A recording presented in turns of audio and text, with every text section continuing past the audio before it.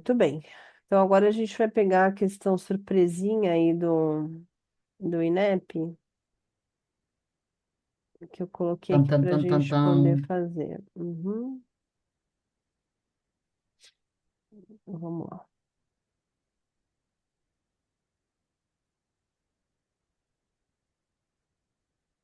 Só o enunciado é gigante. Vamos lá, vou ler, hein, galera? Atenção aí. Uma criança de 6 anos é atendida numa emergência pediátrica devido a sibilância e desconforto respiratório, que, segundo a mãe, começou tem 3 dias, sem febre e sem história de anafilaxia. Então, a gente já descarta uma alergia aí causando sibilância. Registra-se que há 2 dias passou a usar prednisona via oral, 40 miligramas por dia. Essa criança deve ter pelo menos 40 quilos. Salbutamol, via máscara e espaçador, 4 jatos de 6 em 6 horas. Aparentemente, um bom tratamento. Ao exame clínico inicial, a gente nota uma criança ativa e reativa, respondendo verbalmente e de forma adequada às solicitações, com a frequência respiratória de 40 incursões por minuto, com tiragem intercostal e de fúrcula, com presença de sibilos difusos na ausculta pulmonar. Então, ele está falando normal, mas ele está com esforço. Ele tem uma tiragem intercostal e uma tiragem de fúrcula. Tem uma ausculta com muitos sibilos. A ausculta cardíaca, ela apresenta taquicardia com frequência cardíaca de 130, com pressão de 130 por 60, um pouquinho mais aumentada, uma frequência cardíaca um pouquinho mais aumentada. Verifica-se também uma saturação de 92% em ar ambiente, então, mais baixinha. Uma PaO2 de 60 milímetros de Hg e uma PaCO2 menor que 40. Durante o registro da história clínica durante o registro da história clínica e a realização do exame físico e da monitorização, foi administrado salbutamol, 3 doses, sendo 4 jatos de 20 a 20 minutos. Então, fizeram um resgate ali nele. Brometo de patróbio, 20 gotas na nebulização numa dose única e uma metilprednisolona venosa. Então, fizeram um choque de ordem nele quando ele chegou cansado assim. Na reavaliação após 1 hora, a criança mantinha o desconforto, com tiragem intercostal de fúrcula, mantinha sibilos difusos, e a saturação tinha caído de 92 para 89 em ar ambiente, e a PO2 55 e uma PCO2 de 40. Então, estava menor que 40, a PCO2, e ela aumentou para 40. Pode ir, Beth, por favor. E aí a gente tem que considerar o caso, faça o que pede-se nos itens a seguir. Primeiro item, classifique a gravidade da exacerbação e cite 4 achados que justifiquem a sua resposta. Então, primeiro, qual o diagnóstico dessa criança, né? Ela está sibilante. Eu quero que você classifique o quadro da exacerbação. E aí você vai ter que, depois de classificar, me dar 4 achados para justificar a sua classificação. Então, misericórdia, alguém mandou. Aí tem alguém aqui. A criança está hiperventilando. Então, a Fabiela escreveu crise de asma grave. Aí a gente vai justificar. Por que que a gente está vendo? Ela botou taquicardia, taquipneia, uso da musculatura acessória. Você me deu 3 coisas. A gente está pedindo 4. Então, exacerbação grave. Então, a crise exacerbada grave. Aí a tiragem intercostal, ok. Então a tiragem significa esforço, né? Tiragem intercostal de fúrcula. A frequência respiratória aumentada, taquipneia, me diz que é grave. A frequência cardíaca aumentada também. E a saturação baixo de 92 também, tá, gente? Então a gente tem tudo aqui, ó, de 90, né? 89. Diminuição da saturação mesmo em tratamento. Sibilância, tiragem intercostal, diminuição do PO2 e aumento do PCO2. A gente está diminuindo e está aumentando o quê? O gás carbônico lá nela, né? Sabia que o padrão URA mediu o PCO2, né? Mas a gente não tem como fazer isso assim nos nossos hospitais. Então vamos lá, tá certo. É isso, todo mundo acertou. Vamos ver o gabarito? Vocês estão bem, hein? Asma, hein? Gostei. Letra A, É primeiro que a gabarito asma da cai gente. tanto, Cissa, cai É, tanto, né? mas o Enepe é apaixonado por asma, então a gente já até sabe fazer de Não, e cai costas em com a ficha. criança, cai em adulto, cai em gestante, né? Com quem você quiser. Se tivesse patologia, caía até na patologia, gente. Relação de amor e ódio, ó, É, pode. É. Gente, mas diabetes, pressão alta e asma a gente tem que saber, né? Independente da nossa especialização que vocês vão fazer. Então, aqui, ó, cadê? A classificação é essa que vocês estão falando, grave. Então, classificação da exacerbação é grave. É asma, né, com exacerbação grave. Todo ano atualiza, é isso, tem que ficar ligado. E a gente vai atribuir, aqui atribuíram meio ponto para cada uma das seguintes respostas, máximo de 2 pontos, porque a gente queria 4. Se você desse 4, ok. Mas todas as opções que eles deram. Frequência respiratória aumentada, taquipneia. Então, ela tá com a respiração dela rapidinha.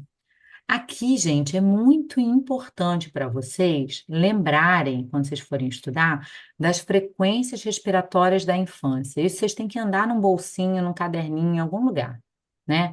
Então, a gente sabe que tem o bebê que é até 60 incursões por minuto, depois a gente pega o menino até 1 ano, que é 50 incursões por minuto, depois de 1 ano até 5 anos é 40 incursões por minuto, de 6 anos a 8 anos, 30 incursões respiratórias por minuto. E com 8 anos vira o mesmo de adulto, que é 20 incursões respiratórias por minuto. Então, em 6 anos, é 30. Esse menino já tem 30, né? 30. Então, ele já está com a taquipneiazinha dele lá. É menor de 30, tá? Até 6 anos. Então, a gente já está lá. Então, a gente tem uma frequência respiratória aumentada. A outra que eles consideraram é uma frequência cardíaca aumentada. Então, ele está com o coraçãozinho, tan, tan, tan, tan, tan, tan, tan, tan, tan, tan, tan, tan, porque ele está com falta de ar.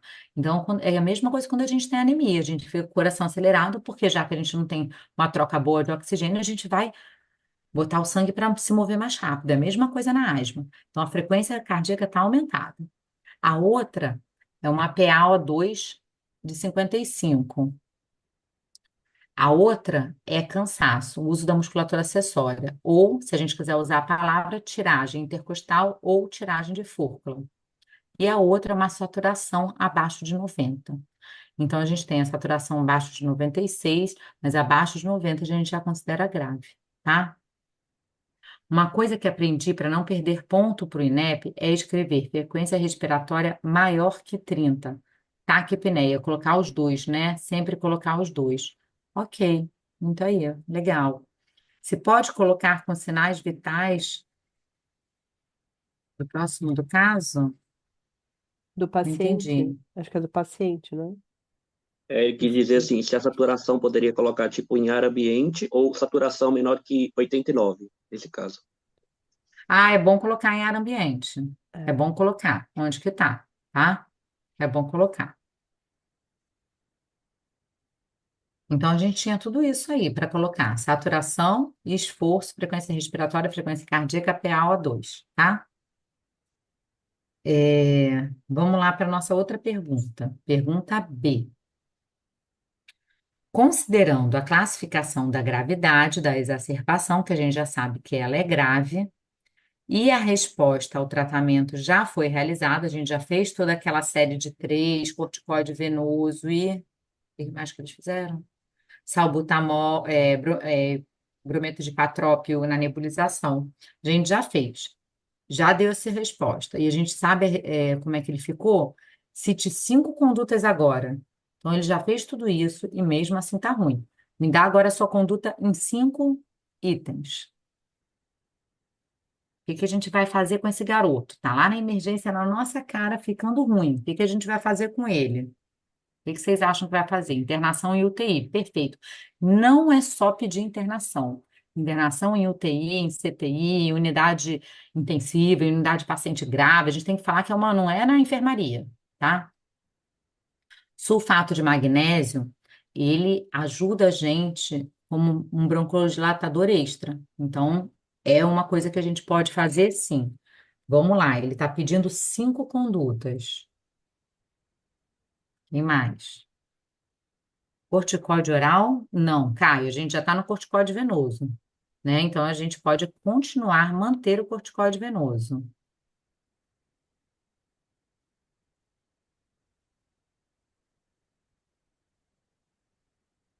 E para trópio, podemos continuar, podemos continuar.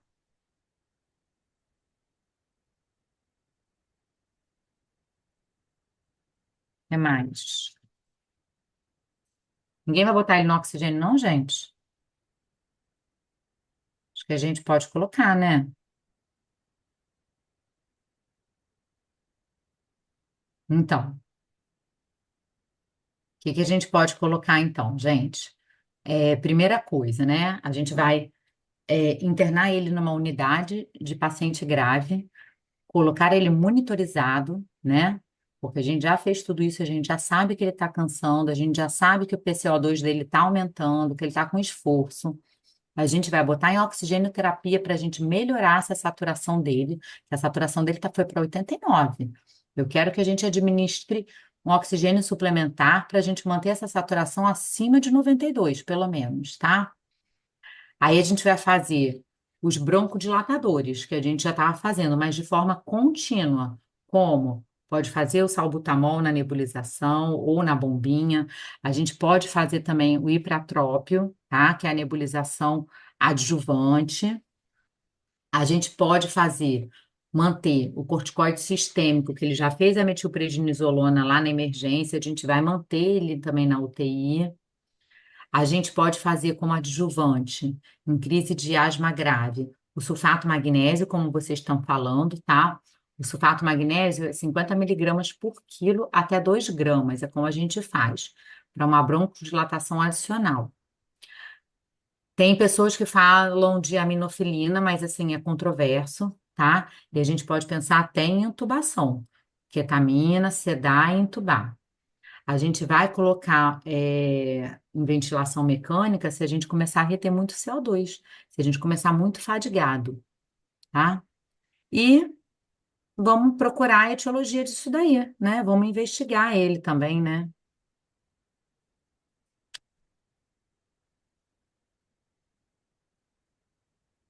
Oxigenoterapia, máscara não reinalante. A oxigenoterapia, o importante é você falar que você quer uma oxigenação acima de 92, tá? Você pode, se você tiver isso, com um catéter de oxigênio, com uma máscara não reinalante é a que mais a gente indica mesmo para a gente fazer um alto fluxo na emergência, por exemplo, e até numa UTI, mas assim, na UTI a gente tem um catéter de fluxo contínuo também, tá? A gente pode fazer até um CPAP, a gente pode fazer, né, alguma coisa de alto fluxo para aquele brônquio abrir, tá? A gente usa muito CPAP e BiPAP em criança em UTI. Quer botar o gabarito, Beth, por favor? Sim. Então, a gente está pedindo 5 condutas. Vamos lá. O que que a gente Opa. tem aqui? Uhum. Tá bom. É isso aqui mesmo, com essa letrinha aí, mas a gente vai ver. Então, aqui, ó. Internação, vocês falaram. Aí eu foquei para a gente falar sempre internação onde? Internação em unidade de paciente grave, em UTI, tá? É, sulfato de magnésio como parte extra, né? Outro broncodilatador, além daquele que a gente já fez na emergência. Manter uma oxigenoterapia controlada entre 94 e 98, ou pelo menos acima de 92. Como? Aí aqui eles deixam vocês falarem como vocês quiserem. Máscara não inalante, máscara de Venturi, catéter nasal, cânula nasal para administração de oxigênio. Considerar até que a gente pode colocar intubação, se for o caso, tá? Em caso de hipoxemia refratária. Manter salbutamol, que a gente já falou aqui, né? Manter o que ele estava fazendo lá. 4 jatos a gente pode fazer de 20 em 20 minutos na primeira hora do tratamento, e depois a gente vai ter que espaçar isso daí. Fazer a nebulização de brometo de patrópio mantida também. Corticoide inalatório associado ao uso de broncodilatador, a gente pode considerar, né, como correta se citar também a corticoide terapia intravenosa ou endovenosa, desde que citem que a próxima dose deverá ser administrada apenas 24 horas depois, porque ele já fez na emergência, a gente pode falar que a gente vai manter isso depois de 24 horas. E aí a gente pode investigar, né? Solicitar exames complementares, principalmente painel viral, né? Que nas crianças, agora nessa época do ano, então a gente está vendo muita piora de asma por causa desses vírus, né? Influenza A, principalmente, adenovírus, vírus inicial respiratório. E a gente vai investigar também com outros exames, tipo raio-x, né, que a gente pode ver se tem alguma outra coisa ali. Ele não é de rotina necessariamente, mas a gente acaba pedindo quando interna na UTI. Antibiótico, a princípio não precisa, porque a causa aqui é a gente não tem aparentemente nada infeccioso aqui para gente, mas a gente vai investigar, né? Pedir exames de investigação de internação em unidade de paciente grave. VNI poderia? Poderia. É o tratamento muito bom, VNI. Imagina você, naquele pulmãozinho que está fechado, você colocar o ar entrando sem parar. Isso aí é maravilhoso. É um tratamento que a gente tenta muito hoje para não entubar o paciente grave, tá? Então a gente bota CPAP, BIPAP ou um catéter de alto fluxo que faz tipo uma VNI também. Ventilação não inalante. É isso, amores. Vamos lá, próximo. Letra C. Uhum. Cite 5 fatores de risco que podem contribuir para a exacerbação da asma. Me dá fator de risco, ele pediu 5 para asma. Poluição, obesidade, animais domésticos, poeira, exercícios físicos intensos, mudança de clima, poeira, infecções, alérgenos. Fatores ambientais, exposição viral, má adesão ao tratamento. Perfeito. Isso aí, tem 500 milhões de coisas. Aqui, como que ele fazia o nosso? Ele fazia 0,7 para cada uma das respostas, sendo um valor máximo de 3,5, porque ele quer 5. Então, se você der 0,7, 0,7, 0,7, 3,5. Chegou a 3,5, já tira a nota máxima. Então, o que que a gente tem? A asma, ela pode ser piorada por má adesão do tratamento? Pode. Eu estou lá no nível A, B, 1, 2, 3 de asma. Só que eu não sigo, então posso piorar. Eu posso piorar porque eu me expus mais aos alergênicos? Com certeza. Quais são os alergênicos? Desde a parte externa, controle do ambiente externo, fumaça, poluente, até aqueles que podem me causar asma, tipo um alergênico alimentar, tá? Mas a gente pode também, mudança sazonal, isso pode interferir muito quem é asmático. Poeira e ácaro são os fatores de ambiente principais, principalmente ácaro, né, gente? Atividade física em alguns pacientes extenuantes ou não. Às vezes, moderada também em alguns pacientes já pode dar. E as infecções, viroses, rinossinusites, não é infecção, mas é causa biológica, sei lá, que é o refluxo, né? Então, doença do refluxo. Uma pessoa com obesidade, a gente sabe que tem mais tendência a asma, porque já é um quadro total inflamatório, tá? Que mais? É isso. Ah, e internação, aqui tem uma que eu não ia lembrar de falar. Internação em UTI ou intubação em menos de 12 meses. Doutora, na resposta da B, diz que não aceitaria VNI. No final do comentário ele escreve, queria entender por que que o INEP não considerou. Eu acho que ele não considerou porque se você botar só VNI, ele quer que você bote oxigênio terapia. Aí você pode, ó, cadê?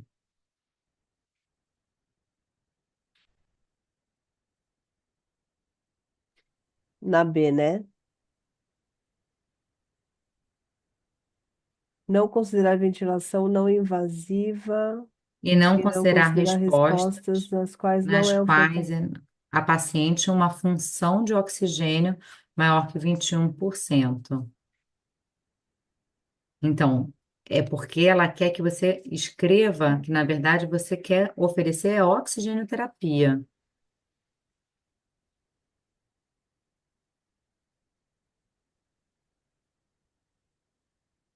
Mas Eu acho que eu sei o porquê eles não aceitaram a então VNI. fala. É assim, a VNI, como eu trabalho com esse tipo, né? Eu sou fisioterapeuta. A Hum. VNI, você trabalha com fluxo de 21% de oxigênio. Para você colocar oxigênio, você tem que fazer uma gambiarra do caramba para poder oferecer oxigênio a mais. É, pois é, mas aí eu acho que é maldade eles, né? Eu acho que assim, se colocasse VNI sozinho, mas se você botar oxigênio terapia, se é com a VNI, se você está dando com a máscara não inalante, tanto faz. Na verdade, o importante é a oxigênio terapia. Mas eu entendi que acho que é se você botar só a VNI, porque É, você aí botando só a VNI, não necessariamente você está botando uma concentração de oxigênio maior, que é o que ela e precisa real. às vezes lá na prática acontece isso. Você vai lá e coloca, vou colocar máscara de oxigênio, mas você não está dizendo a terapêutica, entendeu? Você está dizendo o como e não o que. Então, isso para a prática Exato. aconteceu. Eu não sei se aqui seria a mesma linha de raciocínio. Eu acredito que sim, tá? Porque tanto que em cima ele escreve assim, ó, catéter nasal ou cânula nasal para administração de oxigênio. Então, na Isso, verdade, o que importa é o oxigênio. isso, exatamente. Eu acho que é bem isso mesmo, que é exatamente o que acontece na prática. É. Porque 21% é área ambiente, né? É o que a gente já tem. Tá. E é isso, gente. Vocês pegaram essa última resposta? Deve ser isso sim, tá, Marcele? É isso sim. Não tem, essa aí não tem dúvida, não. Aquela do amigo ali, a gente ficou com dúvida porque realmente está meio esquisita, mas essa aí não tem dúvida, não. Ó, essa aí vocês acham que pegaram de cara. Ele está pedindo 5 e vocês falaram 5. Exposição viral, não aderiu ao tratamento, fator ambiental, ácaro, poeira, poluição. Deixa eu descer aqui o meu para ver mais que vocês botaram. Obesidade, gente, achei maravilhoso vocês lembrarem de obesidade, tá? Animais domésticos, achei exercícios físicos intensos. Acho que é isso, vocês já botaram mais de 5 aqui. Obrigada a vocês, tá, gente? São eles que eu vou ver semana que vem de novo, Beth? Sim, então é Hum, isso. então tá. Essa daqui do INEP, se não me engano, é 2024.1, tá? 2024.1, tá bom? É isso, gente. Se surgir mais alguma Ah dúvida. lá, o Alfred falando que queria ter você como professora na faculdade. Ah, que bom, gente. Olha, eu fico muito feliz, porque na verdade o que a gente quer, se a gente pudesse, a gente debatia vários casos, né? Mas a gente tem que treinar para a prova. O nosso objetivo aqui é foco na tarefa, que eu tenho certeza que vocês já sabem a matéria, tá? Isso mesmo. Pessoal, eu vou colocar lá na plataforma e vou gravar um videozinho tutorial, porque como aqui não tá todo mundo dá dúvida de acessar a plataforma, eu vou gravar um videozinho, vou tentar ser bem didática ali, para vocês entenderem como acessar, como gravar as questões, tá bom? Aí eu faço isso, só não prometo que eu vou fazer hoje, nem subir o vídeo, porque às vezes ele demora, às vezes meu Zoom dá uns paus assim, demora um pouquinho para subir, tá? E aí eu salvo lá para vocês. Mas qualquer coisa pode me acionar ali que a gente vai se falando, tá bom? Então, obrigada, gente. Se tiverem Obrigada, dúvidas, pode meninas. mandar, tá bom? Manda que eu respondo. E obrigada e até Obrigada, semana que Cis. vem, tá? Beijo, Beth. Beijo, Beijinho. Até meninas. mais, gente. Até. Tchau, Até tchau. mais. Até.